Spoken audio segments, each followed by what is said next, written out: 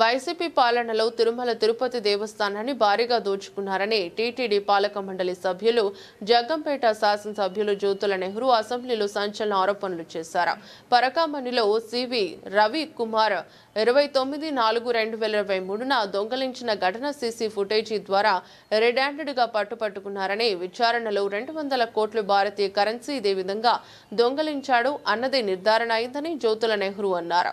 29/4/2023లో జరిగిన పరకామణి కాంప్లెక్స్ లో జరిగిన దొంగతనం $100 కంప్లైంట్లో YV Satish Kumar assistant vigilance officer దొంగతనం జరిగిందే అన్నదిగా 29/4/2023న తిరుపతి 1 టౌన్ పోలీస్ స్టేషన్లో కంప్లైంట్ ఇచ్చారు.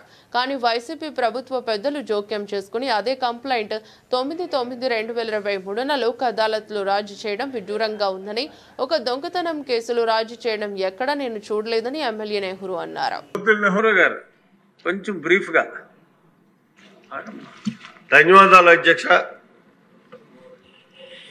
ఈరోజు ఇది అతి పవిత్రమైనటువంటి ఏదైతే తిరుమల తిరుపతి దేవస్థానం ఉందో మనకి, ఆ దేవస్థానం మీద గత ప్రభుత్వంలో జరిగినటువంటి ఒక సమస్యను మీ సభ దృష్టి తీసుకురాదలిచారు. ఇక్కడ పరకామణి అని చెప్పి మన భక్తులు వేసేటటువంటి డబ్బును కానీ వస్తువులను కానీ అన్నిటినీ కూడా లెక్కించేటటువంటి ఒక వ్యవస్థ. అందులో సివి రవికుమార్ అని చెప్పేసి ఒక క్లర్క్, ఇతను పెద్ద జీయంగారు స్వామి మఠానికి సంబంధించినటువంటి ఈయన కేవలం ఏ అయితే విదేశీ ద్రవ్యాలు ఉంటాయో, విదేశీ డబ్బు ఉంటుందో ఆ విదేశీ డబ్బును లెక్కించేటటువంటి బాధ్యత ఇతనికి ఇచ్చారు అధ్యక్ష. ఇతను 29/4/2003లో యుఎస్ ఏదైతే డాలర్స్ ఉన్నాయో ఆ డాలర్స్ని తస్కరించడం జరిగింది అధ్యక్ష. ఇది చాలా క్లియర్గా వీడియో కెమెరాల్లో కూడా ఇది అవ్వడం జరిగింది. అక్కడ ప్రత్యక్షంగా పట్టుకోవడం జరిగింది అధ్యక్ష. పట్టుకునే సంబంధిత 29/4/23న అదే రోజుని ఈయన మీద ఒక కేసు కూడా పెట్టడం జరిగింది అధ్యక్ష. ఈ కేసు పెట్టినటువంటి వ్యక్తి వైవి సతీష్ కుమార్. ఇతను అసిస్టెంట్ విజిలెన్స్ మరియు సెక్యూరిటీ ఆఫీసర్ అధ్యక్ష.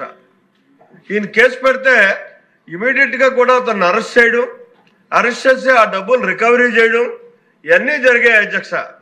జరిగిన తర్వాత మరి ఏ మహాశక్తి అక్కడ ఇన్ఫ్లుయెన్స్ చేసిందో, ఏం జరిగిందో తెలీదు. ఇమీడియట్గా ఈ కేసుని ఇక్కడ దొంగతనం కేసు మరి చరిత్రలో ఎక్కడ నేను వెళ్ళలేదు అధ్యక్ష. దీన్ని లోక్ అదాలత్లో పెట్టి రాజీ పెట్టారు అధ్యక్ష.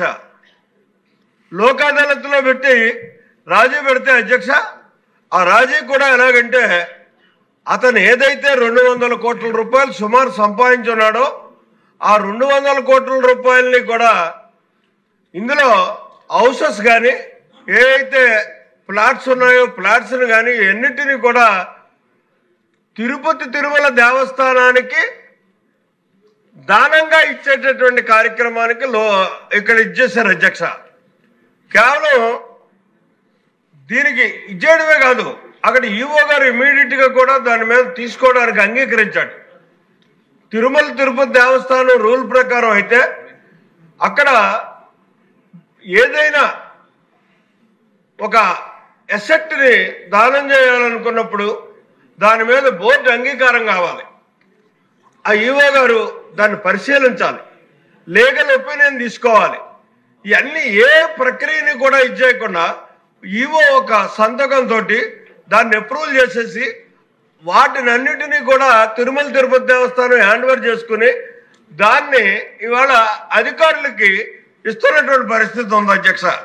ఇక్కడ ఈ లోక్ అదాలత్కు కూడా వెళ్ళడానికి కారణం ఏంటంటే అధ్యక్ష, ఈ వైవి సతీష్ కుమార్ ఎవరైతే కేసు పెట్టాడో అతని మీద బెదిరించి అతను స్టేట్మెంట్ ఇచ్చాడు అధ్యక్ష. ఈ వైవి సతీష్ కుమార్ తర్వాత నన్ను భయపెట్టి బెదిరించి నన్ను కేసు విత్డ్రా చేయించుకున్నారు అని చెప్పేసాను. ఇది కేవలం అధ్యక్ష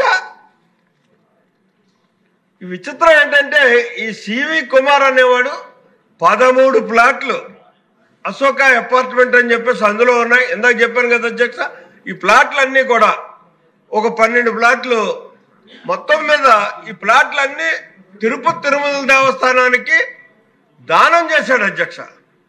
అతను కొటేషన్ డబ్బుతో సంపాదించినటువంటి దీన్ని దానం చేసి లోక్ అదాలత్లో అతని మీద కేసు లేకుండా జరిగినటువంటి పరిస్థితి అధ్యక్ష. ఇవన్నీ కూడా జరిగింది ఆ రోజు చైర్మన్ గా ఉన్నటువంటి ఆయన కరుణాకర్ రెడ్డి గారు అధ్యక్ష. ఆయన మరి ఏ మతానికి చెందినాడో నాకైతే అర్థం కాదు అధ్యక్ష. చైర్మన్ గా ఉంటే మాత్రం నిలువు బొట్టు పెడతాడు, చైర్మన్ తీసేసాక మాత్రం అసలు బొట్టే పెట్టడం. 0 అవర్కి దానికి కొంచెం లింక్ ఉండాలి నెహ్రూ గారు అధ్యక్ష. ఈ 0 అవర్కి దానికి లింక్ ఉండాలి. ఇది అంటే మీరు చెప్పినందువల్ల what is that you want నేను చెప్పింది అదే చెప్తున్నాను అధ్యక్ష. ఇక్కడ జరిగినటువంటి దీని మీద ఏదైతే నా ఉద్దేశం కానీ నా అనుమానం కానీ నేను సేకరించినటువంటి ఇన్ఫర్మేషన్ కానీ ఇవి అన్నిటిని పరిగణలోకి తీసుకుంటే ఇందులో ఖచ్చితంగా కరుణాకర్ రెడ్డి గారికి కూడా భాగస్వామ్యం ఉందన్నది మాత్రం వాస్తవం అధ్యక్ష.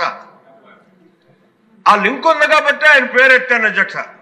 అలాగే అంటే ఇక్కడ దీని మీద ఎంక్వైరీ చేయాలి. గౌరవ లోకేష్ బాబు గారు కూడా ఒక స్టేట్మెంట్ ఇచ్చారు. ఖచ్చితంగా ఏదైతే పరకామణిలో జరిగినటువంటి ఈ అవకతవకలు ఉన్నాయో వీటి మీద ఒక సిట్ వేద్దాం అని చెప్పేసి అని ఆయన కూడా దీని మీద స్టేట్మెంట్ ఇచ్చినటువంటి పరిస్థితి ఉంది అధ్యక్ష.